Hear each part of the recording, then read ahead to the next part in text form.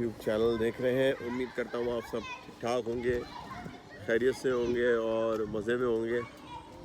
Ramzan enjoy कर रहे होंगे अपनी अपनी कंट्रीज़ में, और रोज़े रख रहे होंगे और अफ्तार कर रहे होंगे, सहरी कर रहे होंगे, बड़े खुश होंगे, इबादतें कर रहे होंगे, नमाज़ें पढ़ रहे होंगे।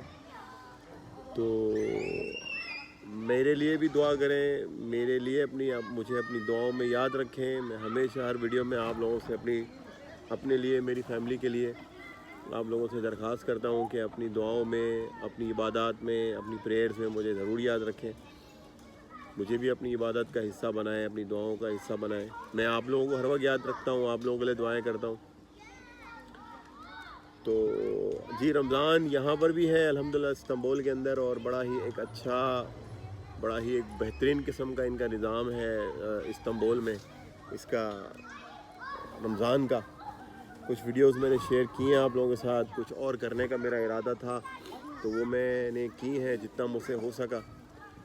तो बड़ा अच्छा रहा एक्सपीरियंस यहाँ पे। फ़र्स्ट टाइम ज़िंदगी में मैंने लाइफ में मतलब इस्तांबुल के अंदर रमज़ान गुजारा, स्पेंड किया अपना। तो कहने का मतलब ये है कि यहाँ के लोगों का सिस्टम, यहाँ पे लोगों का ख्याल रखना, और रमज़ान में लोगों को खाना खिलाने के हवाले से, अफ्तारी करवाने के हवाले से, और बहुत सारी जो है ना मामलात में जो है ना इन्होंने बड़ा ही कोऑपरेटिव इनका रहा है ना अपनी आवाम के लिए, बल्कि अपनी नहीं बल्कि हम सब के लिए इनका बड़ा कोऑपरेटिव रहा है। तो मैंने देखा ये कि ये बेसिकली माशाल्लाह घरों में जो है ना ये फूड पहुंचाना, और बड़े अच्छे किस्म का इनके जो है ना पैकेजिंग के अंदर बड़ा अच्छा इनका सिस्टम है कि वो अफ्तार करवाते हैं, और बड़ा ही बेहतरीन उसके अंदर मीठा, स्वीट, और मतलब तरह तरह के खाने और मज़ेदार किस्म की चीज़ें, वो एक देखने को और आंखों को यकीन ना आने वाला एक्सपीरियंस होता है कि आपको आपके डोर स्टेप पे ऐसी चीज़ें प्रोवाइड की जाती हैं सहरी अफ्तार के लिए। शहरी जगाने का वही हमारे कंट्री जैसा सिस्टम है, जैसे आप इंडिया, पाकिस्तान या बांग्लादेश का भी मिसाल दें, किसी और इस्लामिक कंट्री के, जैसे वो ड्रम बजाते हैं, ढोल बजाते हैं, आप वो उठाते हैं, तो बड़ा अच्छा लगता है। ये अपने टाइम पे उठाते हैं ताकि आप उठ के रोज़ा रख सकें। तो बड़ा अच्छा रहा ये एक्सपीरियंस यहाँ का। इंशाल्लाह कल यहाँ पर ईद होगी, आज आखिरी रोज़ा था तो मैंने सोचा चलें आपके साथ बैठ के थोड़ी गपशप कर लेते हैं। तो मेरी तरफ से पूरी दुनिया में जहाँ जहाँ हमारे मुसलमान भाई, हमारे प्यारे भाई रोज़ा रखते हैं, उन्होंने रमज़ान को गुजारा अपने अपने हिसाब से, उन सबको मेरी तरफ से बहुत बहुत ईद मुबारक, एडवांस ईद मुबारक। आप अपनी खुशियों में मुझे भी याद रखें, दुआओं में मुझे याद रखें, मैं भी याद रखता हूँ। तो एंजॉय करें, खुश रहें बच्चों के साथ, फैमिली के साथ, यही ज़िंदगी है।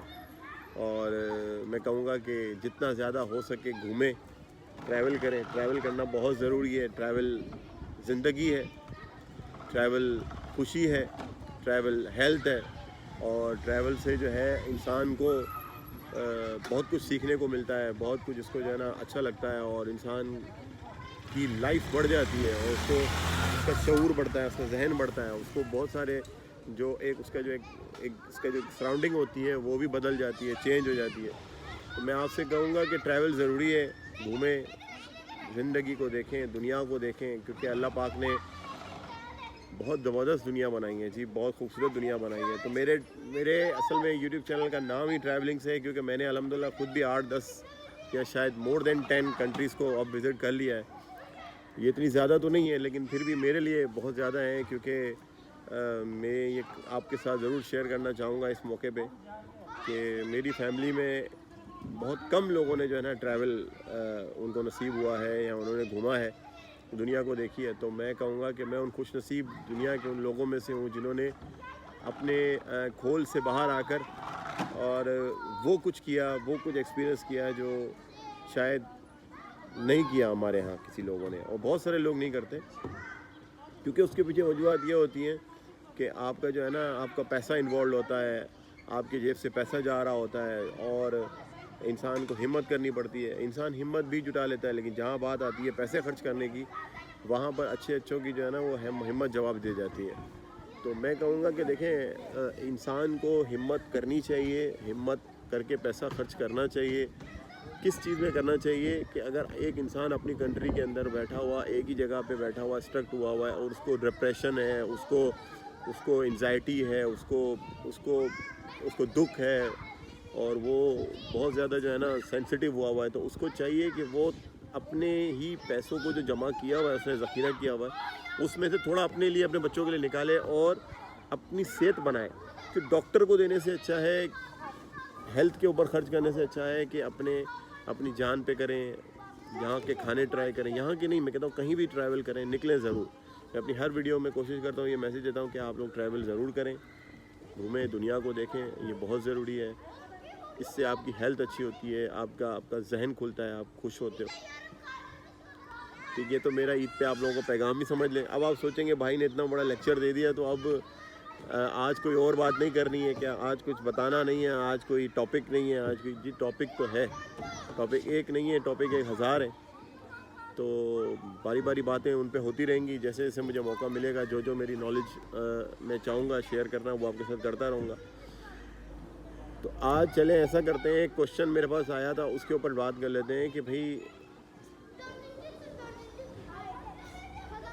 अपने कंट्री में से अगर आप ये जो बजट आ गया है अभी, मतलब इतना पाकिस्तानी लोग आ गए हैं, तो वो उनको वीज़े नहीं मिल रहे, उनको यहाँ पे एंट्री नहीं मिल रही, TRC कैंसिल हो रही है, तो कैसे करेंगे, कैसे आएंगे? तो मैं कहूँगा कि आप रुक जाएं फ़िलहाल। अगर आप आ रहे हैं फैमिली सेटलमेंट के लिए, फ़िलहाल आप रुक जाएं। तो आप जब रुक जाएंगे तो आपको जो है ना, इसमें ये होगा कि, तो क्वेश्चन के हवाले से बात करता हूँ मैं आपके साथ। जो मुझे एक कमेंट इस तरीके से भी आया कि जैसे अब प्रॉपर्टी की प्राइसेस बढ़ चुकी हैं, तो हम कैसे आएँ, अब हमारा आना कैसे हो। अब तो बहुत ज़्यादा जो है ना प्रॉपर्टी ऊपर चली गई है और रिस्ट्रिक्शंस भी लग चुकी हैं।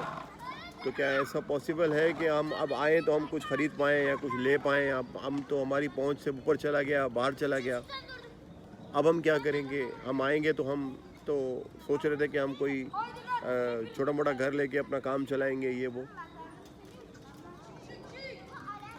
देखें, इसका आंसर बहुत सिंपल भी है और थोड़ा सा लेंदी भी है। तो मैं सोच रहा हूँ मैं सिंपल आपको आंसर ना दूँ, थोड़ा सा लेंदी करके दूँ, ताकि आपके माइंड में जो इस वक्त कन्फ्यूजन है ना, वो अच्छे से क्लियर हो जाए और आपको समझ आ जाए कि इसका हल क्या है। हम कंपेयर कर रहे होते हैं, पता नहीं किस हिसाब से देखा जाए तो, पता नहीं किस हिसाब से कंपेयर कर रहे होते हैं। ये मैं सिर्फ अपनी कंट्री की नहीं, मैं उन तमाम भाइयों की बात कर रहा हूँ, उन फैमिलीज़ की बात कर रहा हूँ जो they are actually made up their mind they to like immigrant to somehow to change their environment, change their family environment, change their children's environment. But I don't understand कि वो इस चीज़ को वो कैसे इग्नोर कर सकते हैं, या इस चीज़ को कैसे जो है ना वो पुष्ट पे रख सकते हैं कि भाई हम अपने बच्चों का एनवायरनमेंट चेंज करना चाहते हैं, हम अपना एनवायरनमेंट चेंज करना चाहते हैं, हम इमिग्रेशन लेना चाहते हैं, लेकिन हम इन्वेस्ट नहीं करेंगे, हम पैसा नहीं लगाएंगे। क्यों? ये बात समझ नहीं आती। अब अगर मैं आपको एग्जांपल देता हूँ छोटी सी, कि एक बंदा आता है कहते यार अगर मुझे अभी TRC नहीं मिल रहा रेंट पे, तो मैं अब उसके लिए मैं घर लूँ, तो मुझे घर तो यार कम से कम पाकिस्तानी 50 लाख का पड़ेगा, 70 80 50 का तो नहीं मिलेगा। मैं आपको बता रहा हूँ 50 का घर आपको नहीं मिलेगा, अब नहीं मिलेगा। लेकिन अगर वो 50 भी लेके दिमाग में चल रहा है ना, जहन में अपने माइंड में चल रहा है 50 का भी फिगर, वो पाकिस्तान की बात कर रहा हूँ। इंडिया में तो ये आपको 50 को अगर हाफ कर लेंगे तो ये आपको पड़ जाएगा इंशाल्लाह कोई 25-26 में। ठीक है, तो 50 की फिगर भी पाकिस्तान में अगर लेके चल रहे हैं माइंड में कि मैं 50 मेरे पास है, मैं जाके वहाँ पे कोई घर लेके अब TRC बनाऊँगा, for me it's next to impossible. But try किया जा सकता है। मैं कहूँगा कि आपसे आप कम से कम अपना जो है ना बजट जो है, अगर आप आ रहे हैं तो कम से कम आप 80 लाख रखें, 70 लाख, 80 लाख, 1 करोड़, 1.5 करोड़, 2 करोड़, आगे जितना आपकी अल्लाह ने आपको तौफीक दी है ना। अब बात वहीं आ गई कि आप कहोगे कि हम इन्वेस्ट क्यों करें यार, मतलब हमारा महंगा है, ये कैसे लें, हम परदेश में आके इतना पैसा कैसे लगा लें, दूसरी कंट्री में आके हम इन्वेस्ट कैसे कर लें। अब इसमें मैं कहूँगा कि वीडियो थोड़ी लेंदी होगी, तो आप डिटेल से सुने, तसल्ली से सुने, आपको काफ़ी सारी आपकी जो है ना जो कन्फ्यूजन्स हैं वो दूर हो जाएंगे इंशाल्लाह। और मैं यहाँ पर अगर आपके सामने आके इस वक्त बैठा हुआ हूँ तो मेरा मकसद ये है कि मेरी बात से आपकी कोई उलझन सुलझ जाए, कोई गुद्दी जो है वो उलझी हुई है वो सुलझ जाए, कोई कन्फ्यूजन है वो क्रिएट ना हो बल्कि वो ख़त्म हो जाए, कन्फ्यूजन फिनिश हो जाए, रिलैक्स हो जाए आप। जिस कंट्री में हम रहना चाहते हैं अपने बच्चों के साथ, वहाँ हम इन्वेस्ट करते हुए डर रहे हैं, लेकिन जिस कंट्री में हम रह रहे हैं जहाँ से हमें इतने सारे प्रॉब्लम्स भी हो रहे हैं फेस, जैसे कि आप इलेक्ट्रिसिटी के मसले ले लो, प्राइजेज़ ऊपर जा रही हैं उसकी मसले ले लो, महंगाई के और दूसरे मामलात हैं। मैं अपनी कंट्री की कोई वो नहीं कर रहा, लेकिन मैं बोल रहा हूँ जब हम अपनी प्रॉब्लम्स को देखते हैं तो फिर हम सोचते हैं ना कि हम किसी अच्छे माहौल की तरफ मूव करें। इमिग्रेशन और हिजरत इसी को कहा जाता है कि जहाँ पे आपकी फैमिली के लिए हालात आपके हिसाब से ना हो या नासाज हो या कोई ऐसा मसला हो तो ही बंदा हिजरत का सोचता है।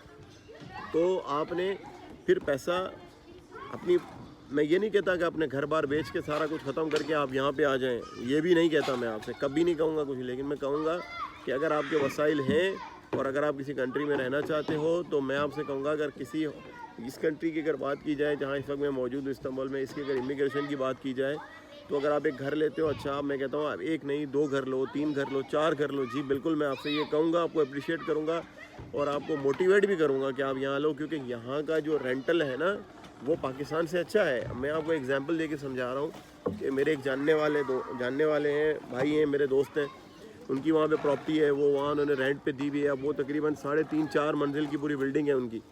तो जब उन्होंने एक फैमिली को रेंट पे दिया, वो सारे भाई एक साथ रहते हैं, तो जब वो रेंट पे करते हैं तो उन्होंने उसका रेंट पाकिस्तानी उनको 50,000 भी नहीं आ रहा, जबकि वो 4 मंजिला इमारत है उनको कभी कोई उनको 35,000, 40,000, 50,000 भी नहीं आ रहा। तो मुझे बताइए जब ये रेंट के ऊपर वो अपना घर देने के लिए तैयार हैं, तो यहाँ पर अगर आप सिर्फ 1+1 भी ले लेते हैं तो you will be able to get 60-70 more than 70,000 per month PKR। India भी लगा लें आप, उसके अंदर कोई बांग्लादेश लगा लें, कोई और कंट्री में आप इसको अपनी करेंसी के हिसाब से आप कर लें कि अगर आप यहाँ पर 1+1 ले लेते हैं then you are in the position to get PKR। मैं कहूँगा पाकिस्तानी करेंसी में कहूँगा कि 70,000 भी ले सकते हैं, 60,000 भी ले सकते हैं, मोर देन 70 भी ले सकते हैं। It's depending the way you like construct your house. आपने अपने घर को जो 1+1 लिया है आपने, उसको आपने कितना फर्निश किया हुआ है, कितना अच्छा रखा हुआ है, तो आप उसको जब देते हैं तो then you will be able to get the good handsome rent. अब मुझे बताएं एक 1+1 का इनका छोटा सा घर होता है, वो तकरीबन 75 स्क्वायर मीटर होता है, या इनका 65 स्क्वायर फीट मीटर होता है, 80 स्क्वायर फीट मीटर होता है, इससे ज़्यादा नहीं होता। लेकिन अगर आप पाकिस्तान में आप इसको या किसी और कंट्री में आप कंपेयर करें कि आपका एक पूरा प्लाजा है, एक पूरी बिल्डिंग है, आपने वो रेंट पे दिया, आपको क्या रेंट मिल रहा है मुझे बताएं आप। अब वो बिल्डिंग कितने की है वहाँ पे, अब ये भी सुन लें, उस बंदे की बिल्डिंग अगर अब मैं अपने फ्रेंड की बात करूँ या अपने किसी जानने वाले की बात करूँ तो उनकी जो बिल्डिंग होगी, जो उन्होंने पूरी बिल्डिंग से मुराद एक पूरा एक टावर जो है वो उन्होंने खड़ा किया अल्हम्दुलिल्लाह, तो वो जब रेंट पे देते हैं तो उनको उसका रेंट मिलता है हार्डली मुश्किल से 35-40 50 भी नहीं मिलता। अगर किसी को 50 मिल जाए तो मैं कहूँगा he is an lucky person जो उसको वो 50 भी ले रहा हो। यहाँ पर अगर आप अपनी इन्वेस्टमेंट, मैं कहता हूँ अगर आप 1+1 घर लेते हो, अगर आपको वो 60 का पड़ता है, 65 का पड़ता है, लेकिन आपको वो मंथली रेंटल कितना दे रहा है, मैं बता रहा था घर की प्राइस,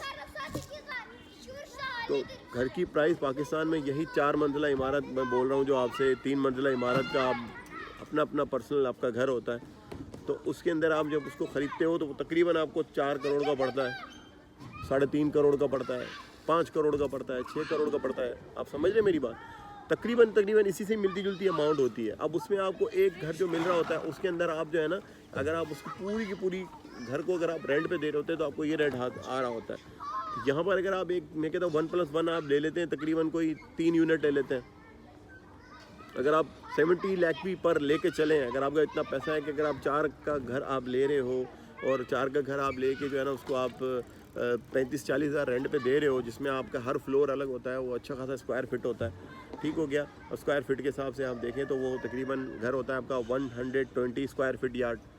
फिर वो होता है, अगर मैं कम से कम बताऊँ अगर आपको, तो 80 स्क्वायर फिट यार्ड होता है। यहाँ पर कम से कम घर जो है वो 75, 65, 100 भी हैं, 200 भी हैं, लेकिन मैं कहूँगा वो 3+1 है, वो 2+1 है। तो अगर आप 1+1 वाला भी लेके चलते हैं और आपके पास 2 से 3 यूनिट है, अगर आप एक यूनिट का किराया आपको अगर मिल रहा है पाकिस्तानी 60-70 हज़ार रुपये, तो आप ज़रा इस हिसाब लगाएं कि अगर आपके पास कोई 3 अगर घर हैं, चलें आप उसमें एक खुद रह रहे हैं और 2 रेंट पे दे रहे हैं, तो आपको कितना रेंट आ गया। और आप उसमें आराम से यहाँ रह सकते हैं, अपनी फैमिली के साथ रह सकते हैं। आप अपना रेंट इस गवर्नमेंट में डिक्लेयर करके इसके टैक्सेस पे करके आपको कितनी फैसिलिटीज़ और TRC और ये सारी चीज़ें आपकी आसान हो जाएंगी। तो आपको मैंने यहाँ अच्छे अच्छे घर दिखाए हैं, अच्छी अच्छी चीज़ें दिखाई हैं, और अगर आप लोग कहेंगे तो मैं आप लोगों को अच्छी अच्छी प्रॉपर्टीज़ विज़िट कराऊँगा।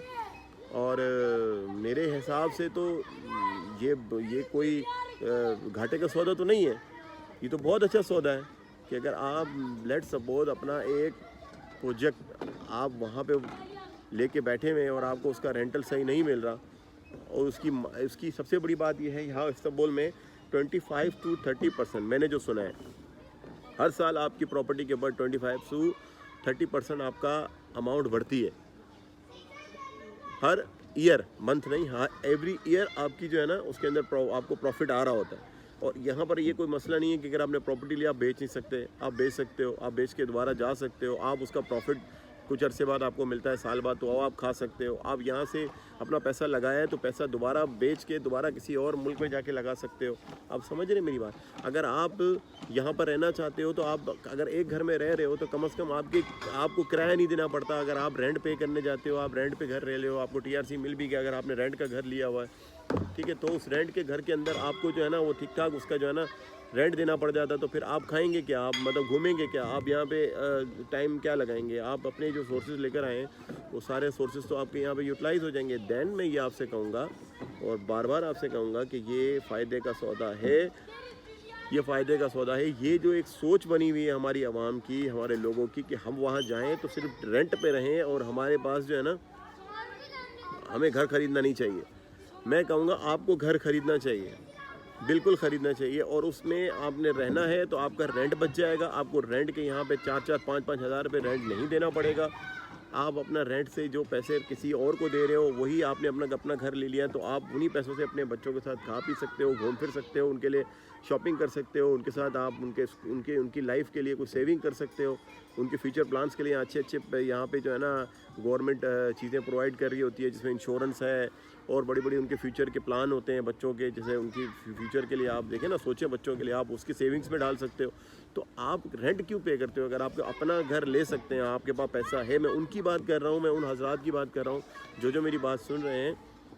तो मैं वैसे अपनी कभी कभी वीडियोस में कहता हूँ कि मेरी वीडियो को शेयर करें, लेकिन ये वाली वीडियो मैं आपसे कहूँगा, मेरी आपसे ये रिक्वेस्ट है, इसको ज़रूर शेयर करें, इसको ज़रूर शेयर करें और उसको जितना फैला सकते हैं फैलाएं, ताकि लोगों को समझ आए कि वो कर क्या रहे हैं। बेसिकली यहाँ पर आपको अगर आप 2-3 अपने घर ले लेते हो, 4 घर ले लेते हो, आप एक बिज़नेस शुरू कर रहे हो, आप एक रेंटिंग का बिज़नेस शुरू कर रहे हो, जिसके अंदर आप अपना एक बिज़नेस चला रहे हो। आप एक घर में रह रहे हो, 3 घर अगर आपको अल्लाह ने तौफीक दिया, आप वो किराया लेके चला रहे हो, आपका बिज़नेस चल रहा है। आपका कुछ उसके बाद अब जब उसकी प्रॉपर्टी थोड़ी बढ़ती है, आप उसको बेच के दोबारा दूसरा घर ले सकते हो, आप सेल एंड परचेज़ का काम कर सकते हो, आप प्रॉपर्टी बिज़नेस कर सकते हो, आप रेंटिंग से अपना बिज़नेस चला सकते हो। तो why don't you avail this opportunity, this is a big opportunity. और मैं आपसे कहूँगा एक और भी इसके अंदर बात निकलती है,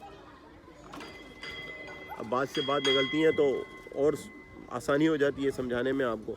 अब मेरे कुछ फ्रेंड्स हैं वो मुझे कहते हैं यार, if you are talking about the to invest the our amount, our money into the Istanbul, why we are going to do that? Because if we are going to invest $1 lakh, $2 lakh, $3 lakh into the Istanbul, into Turkey, then why don't we keep and bring this amount to the Europe also, like in US, like in Canada, like in UK?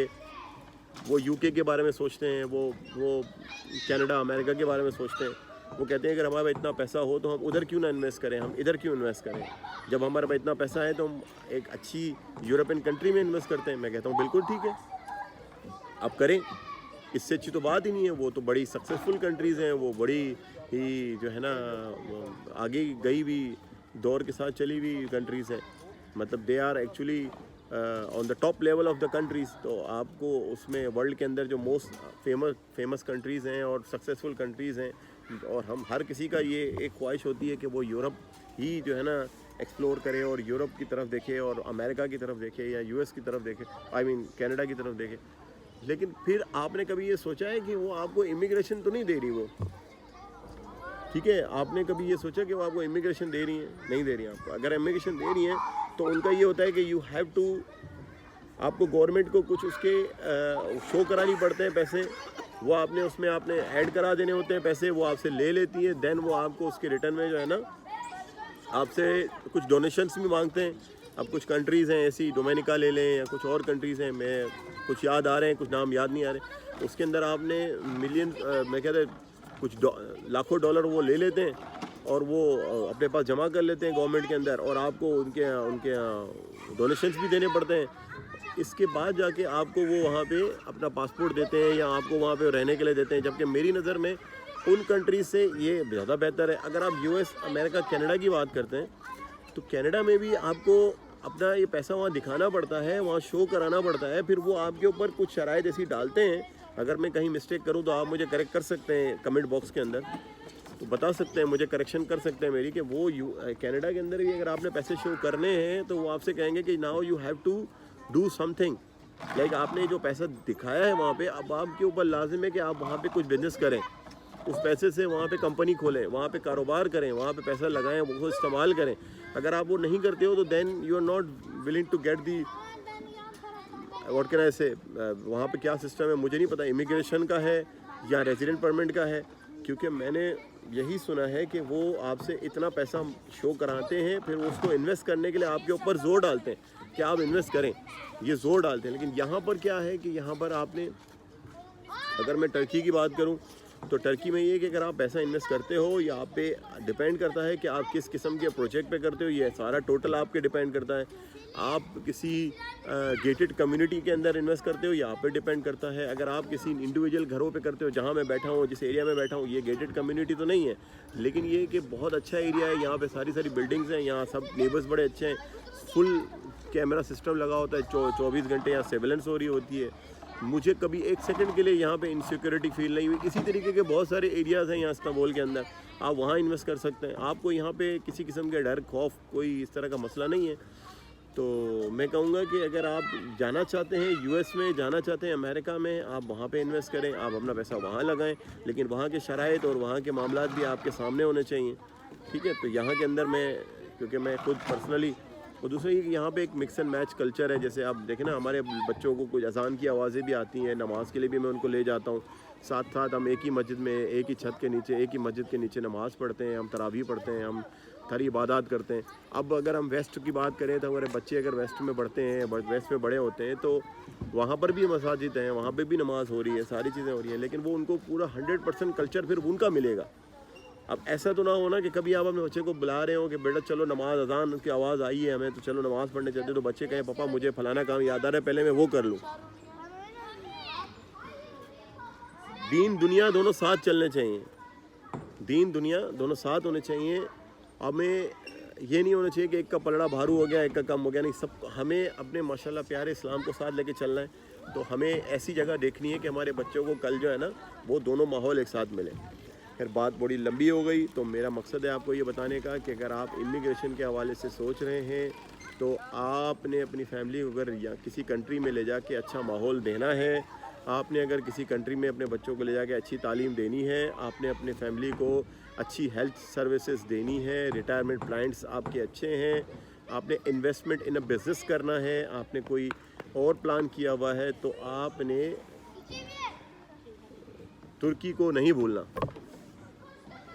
यहाँ पे आपको बहुत अच्छा फ़ायदा होगा business से, आपको बहुत अच्छा फ़ायदा होगा अपने घरों से, आपकी इन्वेस्टमेंट से, और मेडिकल यहाँ की बहुत अच्छी है, लाइफ यहाँ की बहुत अच्छी है, तो मैं बार बार बता चुका हूँ।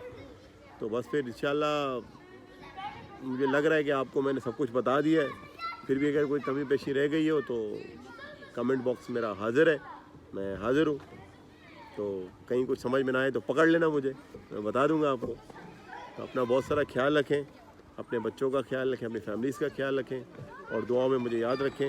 इंशाल्लाह फिर किसी अच्छी वीडियो पे, किसी अच्छे टॉपिक पे मिलेंगे, किसी अच्छे डिस्कशन में मिलेंगे। अपना बहुत सारा ख्याल रखिए वंस अगेन, और दुआओं में मुझे याद रखें। फ़ी अमान अल्लाह, अल्लाह हाफ़िज़।